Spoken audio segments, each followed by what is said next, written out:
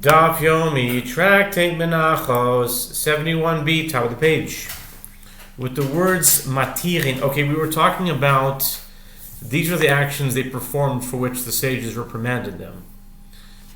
Okay, matirin, you're on the top of 71b. Matirin gamziot shel hegdesh shel charuv v'shel shikma uprotzim protzois b'ganoisein u'b'fardoisein kedei להכין נשר לעניים לשני בצוירס ושבוס יומים טובים ונויסים פר ליורק ומירחו ביודום. They would permit the use of consecrated branches of carob and sycamore trees. They would make breaches in the walls of their gardens and orchards in order to feed them fallen fruit to the poor during drought years on Shabbatot and festivals, and they would designate for the poor the produce in the corner in a field of vegetables. And the sages reprimanded them for those actions. It is clear from the Braita that according to Rabbi Yehuda, the reaping of the grain before the Omer offering was performed without the approval of the sages. So why does the Mishnah, which represents Rabbi Yehuda's opinion, teach that it was with the approval of the sages? Gemara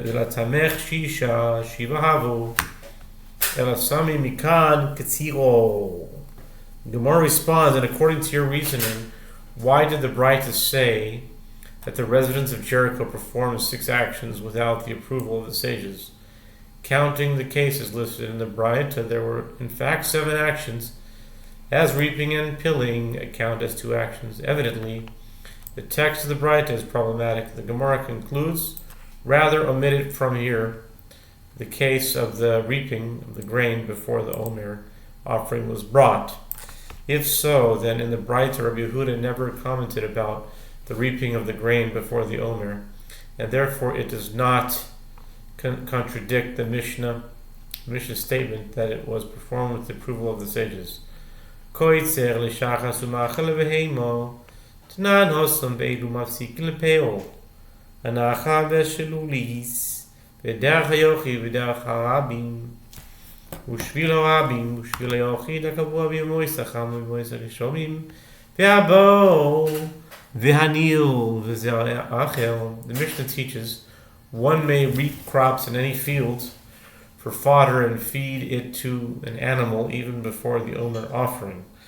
The Gemara notes that we learned in the Mishnah there in Peah 2:1, and these divide a field for the purpose of Peah, meaning the presence of any of these separates the field so that each section constitutes a distinct field from which Peah must be allocated independently, a stream that passes through the field and a canal, and a private road that is 4 cubits wide, and a public road that is at least 16 cubits wide, and a permanent public trail, or a private trail that is used whether in the summer or in the rainy season, meaning winter, and in an uncultivated field, and a plowed field, and a seed of a different kind of plant, for example, a section of barley seed in a field full of wheat.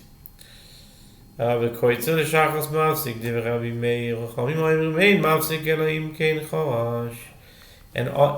in all of the aforementioned instances, a field is considered divided into 2 distinct fields. Another type of separation is subject to dispute, and in the case of one who reaps crops in a field for fodder, this action also divides the field in 2. This is the statement of Rabbi Meir, and the rabbis say it does not divide a field unless one is also plowed in the area that he reaped. Only then is the field divided as it is a plowed field. Amar Rabbi Bar Chana, Amar Rabbi Yochanan, Rabbi Meir, Mashitas Rabbi Shimon Amram, Amar Yiktzor V'Yachil Af, Mishehim V'Yashlish, Amar Kasav V'Kol Shachas Lav Katzirahi. With regard to the opinion of Rabbi Meir, Rabbi Bar Chana says that Rabbi Yochanan says Rabbi Meir and his statement in accordance with the opinion of Rabbi Shimon, who says in the Mishnah, one may reap and feed the crops to animals even after they reach 1/3 of their personal growth, Apparently, Rabbi Shimon holds that any reaping performed for fodder is not considered reaping. Likewise, Rabbi Meir maintains that reaping for fodder, even after the crop has reached 1/3 of its potential growth, is not considered the start of the reaping of the entire field, and therefore divides the field. Yosef Rav v'komolo lehoshmaito eis ve'ravacha bar huno lerove achalo chagav kars muha nemalim shibaratahu haruach הכל מועדים חרש מפסיק לא חרש אינו מפסיק הכל מועדים מן רבי מאיר. Rabbah sat and stated his halacha. Ravacha bar Huna raised an objection to Rabbah from a Braita. If a section of crops in a field was consumed by grasshoppers or ants, nibbled away at those crops, or the wind broke it down, all concede that if the section was subsequently plowed, it divides the field, and if it was not plowed, it does not divide the field. When the Braita states all concede, to whom is it referring? It must be referring to Rabbi Meir, who maintains that usually reaping for fodder divides the field without subsequent plowing. Yet in this case, he admits that it divides the field only if it is subsequently plowed. Rabbi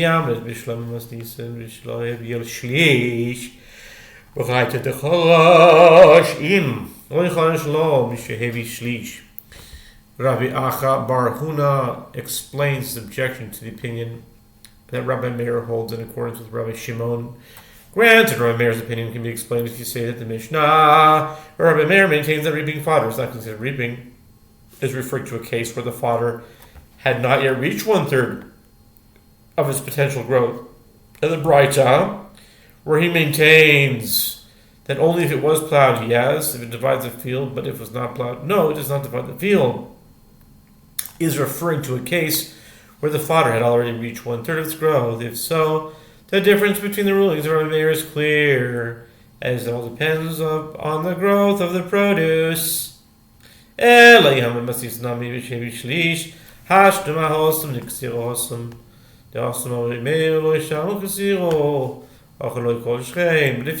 you say that Rabbi Meir holds in accordance with Rabbi Shimon, and the Mishnah is also referring to a case where the fodder had reached 1/3 of its growth, how can his ruling in the Braita be explained? Now, if regard to reaping there in a case where it involves human intervention, Rabbi Meir said it is not called reaping. Here in the Braita, where the reaping is performed by grasshoppers or ants, is it not clear all the more so that Rabbi Meir would not consider it reaping? And yet the Braita indicates that all agree that it is considered reaping as it does not divide the field without plowing. Ela Rabbi Meir v'shitas Rabbi Yehuda amro de'amar am emosai bizman shehischil ad shelo hevi shlish aval im hischil ad shehevi shlish asu. Rather, Rabbi Meir stated his opinion in accordance with the opinion of Rabbi Yehuda, who says, with regard to the statement of the first Tana in the Mishnah that one may reap fodder and feed it to an animal, when may one do so? At a time when he began reaping before the crop reaches 1/3 of its potential growth. But if he began after the crop reached 1/3, it is prohibited. If so, the discrepancy between Rabbi Meir's opinion in the Mishnah and the Braita can be resolved, as the Mishnah is referring to a case where the crops had not yet reached 1/3 of their growth, whereas the Braita is speaking of crops that had already reached 1/3 of their growth, and therefore their harvesting is considered the start of the reaping of the field, which divides it only if he subsequently plows. The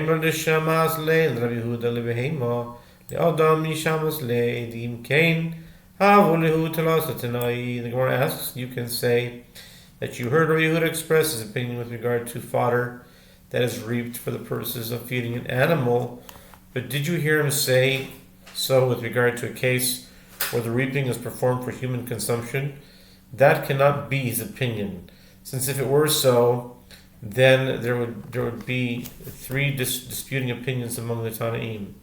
The opinion of the first Tana, who holds that reaping fodder for animal consumption is permitted. The opinion of Rabbi Yehuda, who maintains that it may be reaped even for human consumption, provided that it is not grown 1/3, and the opinion of Rabbi Shimon, who holds it is permitted for human consumption even in a case where it had grown 1/3. This is problematic, as the Gemara in Tractate Sanhedrin 25a states a principle that whenever Rabbi Yehuda says in a Mishnah, when, a matai, he is clarifying rather than disagreeing with the opinion of the previous Tana. So the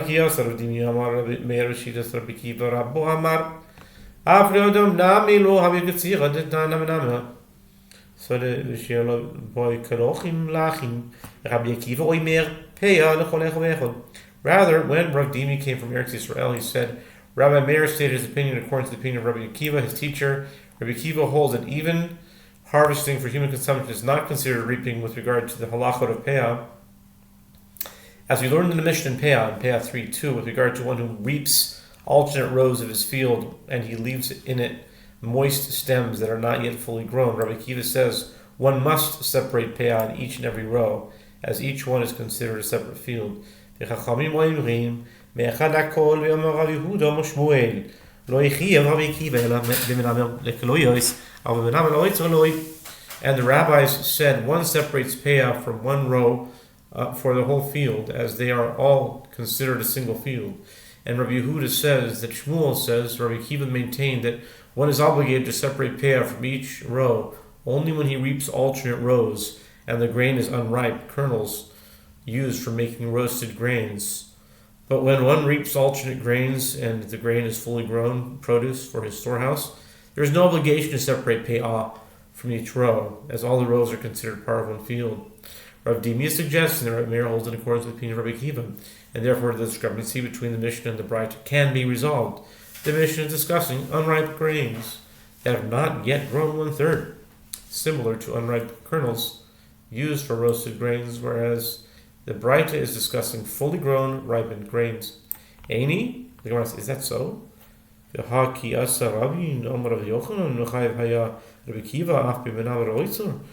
Gemara asks, is that so? But when Rabban came from Eretz Yisrael to Babylonia, he reported that Rabbi Yochanan said Rabbi Akiva deemed one obligated in separation of Peah from each row, even when he reaped fully grown fodder in alternative sections of his field for the purposes of storing in a storehouse. According to Ravin, Rabbi Akiva holds that reaping even fully grown fodder is not considered the start of the entire field's reaping process, but only of the individual row. Therefore, one must separate Peah from each row. This is inconsistent with Rabbi Meir's opinion that the harvesting of fodder that has grown 1/3 is considered reaping.